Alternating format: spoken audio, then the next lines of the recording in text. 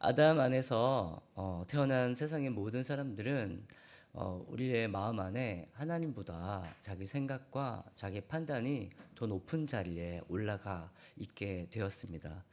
그래서 조금이라도 내 마음에 안 맞거나 내가 판단하는 상황 판단에 조금이라도 맞지 않으면 이것은 하나님 말씀이 아닐 거야. 이것은 저 사람이 개인적으로 말하는 생각일 거야. 라고 하면서 하나님의 말씀이 아니다라고 생각하려고 하는 경향이 모든 사람 안에 사실 있습니다. 그래서 강단을 통하여 혹은 믿음의 사람들이 기도하다가 우리에게 와서 이렇게 하면 어떻겠냐, 저렇게 하면 어떻겠냐라고 말할 때 속으로 그런 개인적인 생각으로 나에게 말하지 말았으면 좋겠다. 저 말씀은 하나님 말씀이 아니야.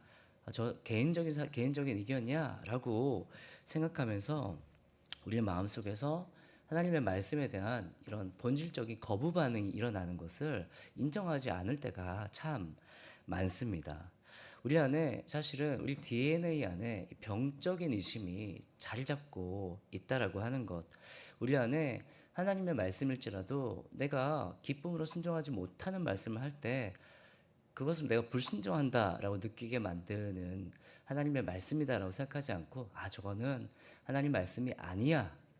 하나님이 나에게 그렇게 말씀하신 적이 없어 라고 생각하면 우리는 불순종한 사람이 되지 않지 않습니까? 나는 여전히 하나님의 말씀 안에 사는 사람이 될 수 있기 때문에 그 말씀이 아니다라고 부정하는 것이 너무나 쉽습니다.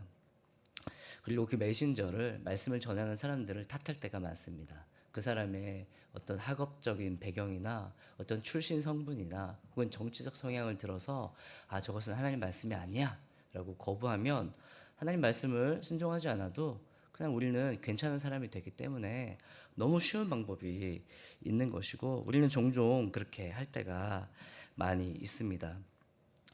에덴 동산에서 사탄이 하와와 이 아담을 속일 때도 똑같은 짓을 했다라는 것을 우리는 알아야 됩니다. 사탄은 먼저 이 하와와 아담 마음속 깊은 곳에 있는 자기 판단을 보았습니다. 그래서 하나님 말씀은 이건 좋고 저건 좀 저래. 이거는 참 마음에 들지만 저거는 좀 별로 마음에 안 들어. 라고 하는 마음을 사탄이 착 보고 있다가 하나님의 말씀이 이것은 일리가 있지만 저것은 너에게 맞지 않아 라고 하는 속임을 했을 때에 그가 넘어졌다라고 하는 것을 우리는 알고 있습니다. 말씀이 본래는 이런 뜻이야. 이 말씀은 원래 그런 뜻이 아니야. 새롭게 해석해야 돼. 이단들이 보통 그렇게 말하지 않습니까? 우리에게 와서는 우리가 알고 있는 말씀을 그게 아니야. 원래는 이런 말씀이야. 안식일을 지켜야 돼. 유월절을 지켜야 돼. 어머니 하나님이 있어. 이런 식으로 말도 안 되는 해석을 하면서 우리의 마음을 혼란하게 하는 것인데 사탄 마귀가 하는 것이 딱 그것입니다. 하나님 말씀을 잘못 오해하게 만들어서 잘못 해석하게 만들어서 내가 알고 있던 하나님 말씀이 아닌가 이렇게 의심하게 만드는 것이 바로 이 사탄이 하게 하는 일들입니다. 그래서 우리로 하여금 불순종하게 만드는데 문제가 더 큰 게 뭐냐면 불순종하는데도 불구하고 내가 불순종하고 있다라는 것조차도 깨닫지 못하게 만드는 정말 교묘하고 교묘한 것이 사탄이 하는 짓이다라는 것입니다. 내가 아프다는 것을 알면 제가 감기 걸렸다, 목소리가 지금 달라졌다, 지금 목이 너무 아프다라는 것을 알면 의사에게 가거나 약국에 찾아가지 않습니까? 근데 내가 아프다는 것을 인정하지 않으면 약도 안 먹고 의사도 찾아가지 못할 것입니다. 마찬가지로 우리의 영적 상황이 하나님 앞에 우리의 생명의 치료자이시며 의사이신 하나님 앞에 그 말씀 앞에 우리가 나아가야 될 때는 어떨 때냐면 내가 불신정해서 내가 망가졌고 내 영혼이 심각하게 하나님과 관계 안에서 훼손되었다. 나에게 뭔가 문제가 있다. 라고 하는 것을 인정할 때에만 우리가 그 말씀 앞에 넙죽 엎드리게 되어져 있습니다. 그런데 앞에서 아무리 말씀을 선포해도 나는 문제가 없어 라고 생각한다면 아무리 그 말씀이 우리의 귓가에 들려도 우리는 절대로 하나님 앞에 회개하지도 하나님 앞에 나아가지도 못할 것이다 라고 하는 것입니다. 오늘 본문 내용을 보시면 바로 앞장에서 하나님께서 예레미야에게 말씀하신 내용이 있습니다. 그 말씀은 하나님께서 너희를 불쌍히 여기셨다. 너희가 잡혀가지 않은 건 너희가 제대로 된 상황을 판단해서도 아니고 너희가 정치적으로 제대로 된 것을 선택해서도 아니다. 너희가 남아있게 된 것은 오로지 하나님의 긍휼하심이다. 그렇기 때문에 끝까지 너희는 하나님의 긍휼을 의지해야지 이제 와서 바벨론 편을 들거나 이제 와서 애굽 편을 들거나 이제 와서 살 길을 찾겠다라고 판단하면 절대로 안 된다. 특히 애굽은 절대로 내려가지 마라 라고 하나님께서 경고하신 내용이 앞장에 있습니다. 하지만 유다의 살아남은 자들은 예레미야를 통하여 주시는 자신들에게 주신 하나님의 말씀, 애굽을 의지하지 마라, 애굽으로 이민 가려고 하지 마라 라고 하는 하나님의 말씀을 듣자마자 그동안에 하나님 감사합니다, 하나님 우리를 구원해 주셔서 감사합니다, 은혜롭게 찬양하던 그 얼굴빛이 정말 1초 만에 싹 바뀌면서 예레미야를 욕하고 예레미야 거짓말장이라고 비난하는 모습으로 싹 변하는 모습을 오늘 본문에서 보여주고 있습니다. 우리 2절과 3절 말씀을 함께 읽도록 하겠습니다. 시작.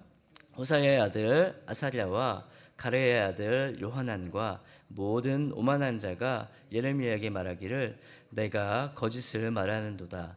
우리 하나님 여호와께서 너희는 애굽에서 살려고 그리로 가지 말라고 보내어 말하게 하지 아니하셨느니라. 이는 넬랴의 아들 바룩이 너를 부추겨서 우리를 대적하여 갈대아 사람의 손에 넘겨 죽이며 바벨론으로 붙잡아 가게 하려 함이라. 이 유다에 남은 사람들이 뭐라고 생각합니까? 여전히 이 바룩과 예레미야에 대한 의심을 거두지 않고 있습니다. 그들 안에 예레미야가 바벨론에게 항복하는 것이 하나님의 뜻이다라고 말했는데 그들은 그 말을 어떻게 들었나요? 분명히 뇌물을 먹었을 거야. 분명히 바룩과 예레미야는 바벨론과 짜고 우리나라를 저 나라에 팔고 있는 매국자야. 이렇게 생각하고 있는 의심이 마음속에 있기 때문에 또 이렇게 생각하는 것입니다. 이번에는 바룩이 예레미야를 꼬드겼구나. 그래서 남아있는 우리 모두를 바벨론에 팔고 돈을 받으려고 하나 보다. 또 이렇게 음모론을 또 마음속에 있는 음모론을 또 설파하고 있는 것입니다. 사람의 마음속에 의심이 한번 들어오기 시작하면 절대로 금방 사라지지 않습니다. 그 사람의 행동이 한번 의심스러워 보이면 끝까지 의심스러워 보이게 될 수밖에 없습니다. 그들의 생각 안에 바벨론에게 멸망당하고 왕과 고관들이 죽임을 당하는 것을 보면서 예레미야와 바룩이 바벨론에게 우리를 팔아넘겼다, 이 협작군들의 음모다라고 하는 의심이 해결되지 않으니까 계속해서 그들을 통하여 하나님 말씀하셔도 절대로 믿지 않는, 끝까지 그들의 말을 하나님의 말씀으로 듣지 못하는 그런 참 난처한 상황이 되고 있다라고 하는 것입니다. 하지만 더 심각한 것은 무엇이냐면 사실 그들의 마음속에는 어떤 생각이 있는지 하나님께서 예레미야를 통하여 들춰내었다라는 것입니다. 그들은 우리가 살아남았으니까 어디 보자. 우리가 더 행복하게 살면, 더 안전하게 살려면 어디로 도망가야 될까? 보니까 애굽이 너무너무 안전해 보이는 것입니다. 애굽으로 가면 우리가 갖고 있던 재산도 보호해주고, 애굽으로 가면 그들이 섬기는 신을 섬기는 척하면 우리를 보호해줄 것이다. 우리 이민 가자. 속으로 계획하고 있었는데 예레미야가 그 속에 있었던 계획을 확 까발리는 것입니다. 너희 애굽으로 가려고 했지? 하나님이 절대로 애굽 가지 말라고 하시니까 가지 마 라고 말씀하시니까 그 속에 있었던 계획이 탄로나니까 너무 화가 나는 것입니다. 너무 짜증이 나는 것입니다. 그래서 예레미야를 그냥 거짓말쟁이로 만들어야만 자기들이 애굽으로 도망가려고 하는 자신들의 계획이 하나님의 말씀에 불순종하는 것이 아니라 하나님의 뜻이다 라고 말해서 사람들을 속일 수 있기 때문에 그런 것입니다. 우리는 우리 마음속에 있는 욕심들과 우리 마음속에 있는 계획들을 하나님께서 어떤 사람의 입을 통해 딱 말씀하실 때에 너무 얼굴이 화끈거리고 귀가 뜨거워질 만큼 정확하게 하나님께서 우리를 지적하실 때에 우리가 넙죽 엎드려서 하나님 잘못했습니다. 제가 인간적인 생각을 하고 있었네요. 제가 잘못된 말을 하고 있었네요. 제가 죄를 지었습니다. 라고 하기보다는 그 사람을 욕하는 게 더 편합니다. 그 사람이 잘못됐다라고 말하기가 더 쉽습니다. 그래서 우리 안에 있는 잘못된 판단들과 하나님의 말씀에 대한 거부 반응을 불순종이 아니다라고 말하고 싶어 하는 것이 우리의 습성이다라고 하는 것이 오늘 유다의 남은 자들의 행동을 통하여 하나님께서 우리에게 말씀하고 있는 것입니다. 하나님 가지 말라고 했는데 유다의 남은 자들을 모두 다 이끌고 심지어 자신들을 욕하는 바룩과 예레미야까지 이끌고 애굽으로 내려가게 됩니다. 7절을 보시면 그 상황을 이렇게 말씀하십니다. 애굽 땅에 들어가 다바네스에 이르렀으니 그들이 여호와의 목소리를 순종하지 아니함이러라. 하나님의 말씀은 명확합니다. 이유를 불문하고 그들은 하나님의 말씀에 불순종했기 때문에 애굽으로 내려갔다라고 역사는 기록하고 있는 것입니다. 예레미야 선지자는 왜 내려갔을까요? 예레미야 선지자는 그냥 유다 땅에 남아 있어도 되지 않을까요? 하지만 예레미야 선지자는 이 백성들을 버려둘 수 없었던 것입니다. 그들과 함께 고난받기를 결정했던 것입니다. 예레미야는 알고 있습니다. 애굽에 내려가면 질병과 칼에 유다의 남은 자들이 모두 다 죽게 될 것이다. 왜 그들과 함께 내려가야 되겠습니까? 예레미야는 자기만 살 길을 찾지 않았습니다. 같이 죽더라도 내 백성들과 함께 내려가겠다. 그리고 하나님 예레미야가 함께 내려갔는데 그곳에서 하나님의 말씀이 임하였습니다. 9절과 10절을 다 함께 읽도록 하겠습니다. 시작. 너는 유다 사람의 눈앞에서 내 손으로 큰 돌 여러 개를 가져다가 다바네스에 있는 바로의 궁전 대문에 벽돌로 쌓은 축대에 진흙으로 감추라. 그리고 너는 그들에게 말하기를 만군의 여호와 이스라엘의 하나님께서 이와 같이 말씀하시되 보라 내가 내 종 바벨론의 느부갓네살 왕을 불러오리니 그가 그의 왕좌를 내가 감추게 한 이 돌들 위에 놓고 또 그 화려한 큰 장막을 그 위에 치리라. 아멘. 하나님께서 이 설교 전문인 예레미야에게 오늘 무슨 일을 시키냐면 갑자기 큰 돌이면 뭐 요만한 돌이겠습니까? 엄청나게 큰 돌.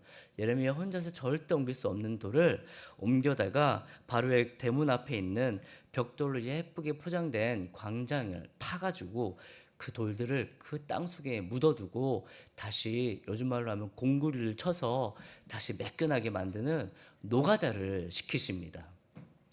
아니 저번에는 토기장의 집에 가서 토기를 깨라고 하시고 또 띠를 유브라데 강에 숨겼다가 썩힌 띠를 냄새나게 띠고 메고 다니라고 하시더니 또 저번에는 아나돗에 있는 조카의 땅을 사라고 하시더니 이번에는 노가다를 또 시키시는 장면입니다. 예레미야가 애굽에 함께 내려갔다고 하나님이 징계하시는 걸까요? 그렇지 않습니다.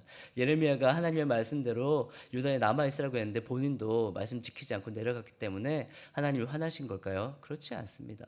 하나님은 하나님의 백성들에게 계속적으로 돌이키도록 말씀하시기 위해서 말씀의 선지자를 함께 그들과 붙이시고 전혀 해본 적도 없는 노가다를 오늘도 시키고 계십니다. 하나님은 자신의 말씀을 전하는 그 한 사람을 고난을 주십니다. 고통을 주십니다. 이해할 수 없는 일을 시키면서 아니 왜 하나님 나에게 이런 일을 시키실까? 하지만 하나님은 그 의인의 삶을 통하여 그 고난을 통하여 이해할 수 없는 일들을 통하여 하나님의 말씀이 우리의 삶 가운데 성취된다라고 하는 것을 나타내는 분이신 것을 믿으시기 바랍니다. 하나님의 말씀이 살아있고 그 말씀이 의인의 삶 가운데 완벽하게 나타나고 성취된다. 하나님은 살아계신다 라고 하는 것을 그 의인 한 사람을 통하여 그 순종으로 말미암아 드러내시는 분이다라고 하는 것을 믿으시기 바랍니다. 그 예언이 어떻게 성취됩니까? 그 나중에 바벨론의 이 느부갓네살 왕이 애굽을 완전히 초토화시키고 그 신상들을 완전히 부순 다음에 해필 그 자리에 그 장막을 피게 되는 것입니다. 사실 그 뒤에는 그 자리에 폈다라는 기록은 없습니다. 하지만 우리가 아는 것처럼 예레미야를 통한 하나님 말씀은 정확하게 성취되지 않습니까? 분명히 예레미야가 공구리 쳐놓은 그 자리를 위해 바벨론의 왕이 여기 깨끗하게 바닥이 반반하네 라고 하면서 그 자리를 위해 장막을 쳐 라고 했고, 예레미야와 남은 유다 사람들이 그것을 보면서 깜짝 놀라게 되었을 것이다 라고 하는 것을 우리는 예상할 수가 있습니다. 하나님의 말씀은 반드시 성취된다 라고 하는 것을 믿으시기 바랍니다. 우리 인생을 살면서 우리가 얼마나 많은 하나님의 도우심을 받았습니까? 정말 기적 같은 도우심을 받지 않았습니까?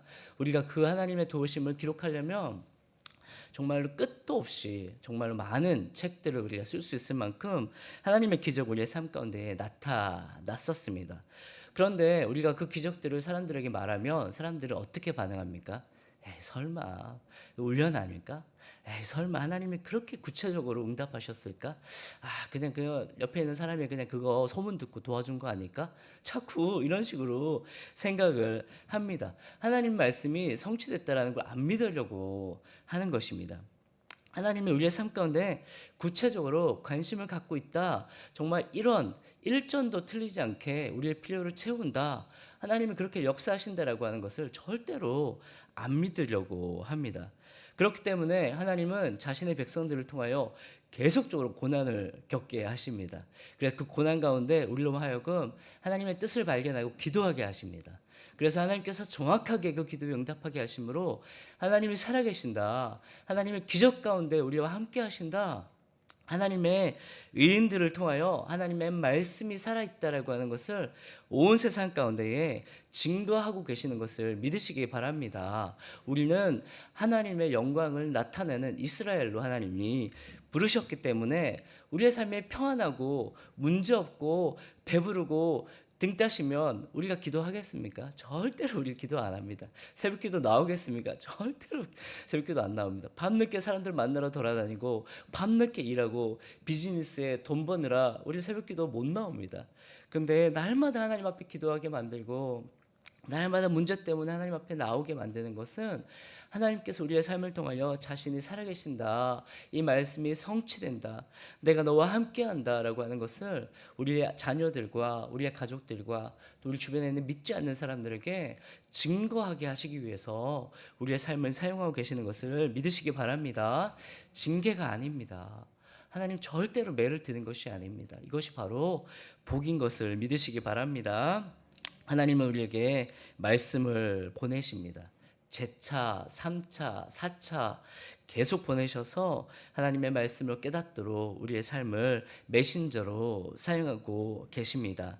잘 나가던 차가 고장이 나고 잘 나가던 당나귀가 앞으로 나가지 않고 그 말 잘 듣던 애들이 갑자기 애를 먹이고 그냥 문제가 생길 때 하나님의 말씀이 나에게 임하고 있구나 라고 하는 것을 깨닫는 은혜가 있기를 축복합니다. 잠잠히 하나님께 나가서 하나님 말씀하여 주시옵소서, 주의 종이 듣겠나이다, 순종하겠나이다, 우리 믿음으로 고백할 때에 하나님의 놀라운 회복과 하나님의 놀라운 축복이 우리를 통하여 우리의 자녀들과 우리의 삶을 지켜보고 있는, 안 보는 것 같아도 다 보고 있습니다. 우리의 삶을 지켜보고 있는 믿지 않는 가족들과 우리가 멀리 있는 우리가 아는 모든 지인들을 통하여 하나님이 살아계신 것이 증거되어지는 그런 축복의 삶을 사시기를 주님의 이름으로 축복합니다. 함께 기도하겠습니다.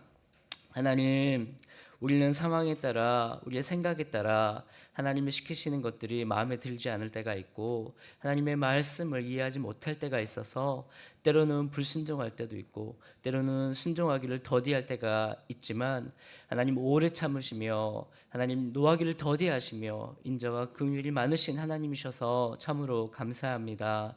우리와 함께 하신 하나님, 계속해서 우리를 말씀으로 깨닫게 하시고 돌이키게 하셔서 놀라운 하나님과 함께하는 복으로 인도하여 주시옵소서. 우리를 통하여 우리의 자녀들, 우리를 통하여 우리를 지켜보고 있는 믿지 않는 자들, 우리를 통하여 이 땅과 이 나라와 민족과 열방이 복을 받도록 하나님 우리에게 말씀하여 주시고 말씀이 성취되게 하여 주시옵소서. 우리로 하여금 말씀에 대한 굳건한 믿음으로 항상 기도하며 주님께 가까이 나오는 복을 놓치지 않도록 축복하여 주시옵소서. 예수님의 이름으로 기도합니다. 아멘.